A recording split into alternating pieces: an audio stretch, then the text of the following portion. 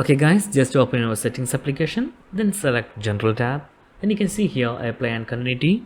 Just open that tab. Yes, then you can see here first option, automatically airplay. It is now in ask mode, so you can easily change it to automatic for if you are using multiple devices like iPhone, iPad, and Apple provision and iMac. MacBook. So that's guys, if you enable this, you can simply enjoy the ecosystem of Apple. So that's guys, very simple tutorial. You need any kind of Android or iPhone tutorial, just comment below. I will post your replays as video so you can easily watch and understand it.